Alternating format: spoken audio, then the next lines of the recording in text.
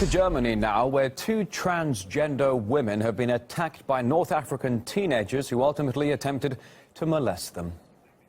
Innerhalb von Sekunden wurden wir da rumgeschleudert. Dann habe ich verstanden, was sie gesagt haben, euch holen müsste man steinigen. Dann haben sie sich aus diesem Steinbeet Steine genommen und nach uns geschmissen. According to a police report, the attackers aged between 16 and 18 first tried to grope the victims. However, when they realized they were transgender, they started throwing stones at them. A passing police patrol arrested the attackers. It's not yet known whether any of the men are asylum seekers. However, reports about the incident in central Dortmund went nationwide, putting yet more pressure on the German government's migrant policy. It's already been in the spotlight following the mass sexual assaults on women in Cologne on New Year's Eve.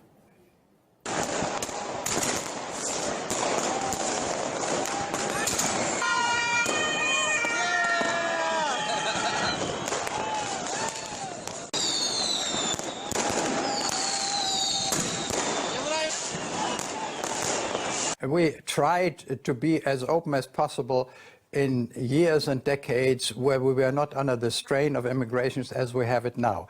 And at that time, multiculturalism was something that was very popular in the political scene of our country. Now we are washed away by an influx of immigrants who put into serious question whether multiculturalism still will work. And one has come, I must say, one has come already to the conclusion that it does not work. Now, the current refugee policy is proving costly for Germany, and quite literally. This year, Berlin is set to spend around 17 billion euros on migrants. That's more than the entire German education system. Many European states are trying to find out where to get that kind of cash from. Now, German politicians even proposed an EU-wide levy on fuel. The idea, so far rejected. Meanwhile, Finland has hiked taxes for the wealthy to help with migrant expenses, while Denmark and Switzerland have come up with plans to seize valuables from refugees to cover the expense of their housing. Another proposal from Switzerland is to make refugees pay the state 10% of their wages for 10 years.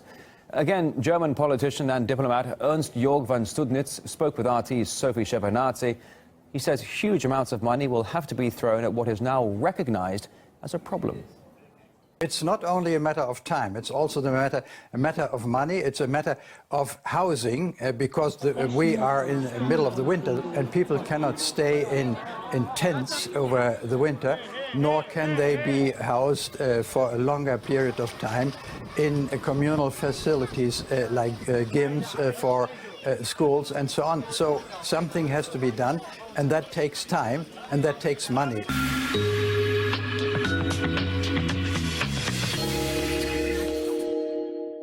In the meantime, in the UK, public opinion has shifted in support of Britain leaving the EU. This year, a vote is expected on a possible Brexit. It's almost a direct reversal of a poll carried out in May last year, where the majority were in favour of staying within the bloc.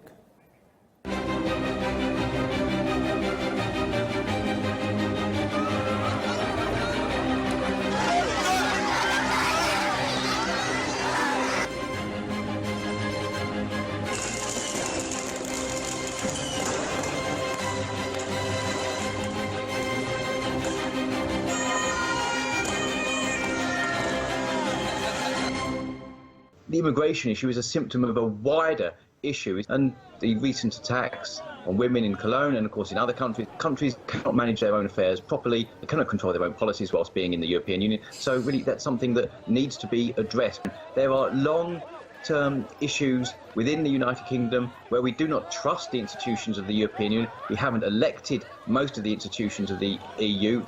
We can't really control what the European Union does. In fact, it controls us. The migrant crisis is just another reason to leave the European Union so we can manage our own affairs properly. There's some other world news in brief for you now. A reported mortar attack has killed at least 2 people and injured several more at a school compound in the Turkish city of Kilis. That's on the border with Syria. Local authorities have launched an investigation into whether the shell might have come from Syrian territory. Major snowfall in Tokyo has disrupted public transport and caused train delays. More than 100 people have been injured in the bad weather, with 30 of them needing hospitals. Several car accidents also wreaked havoc on the roads.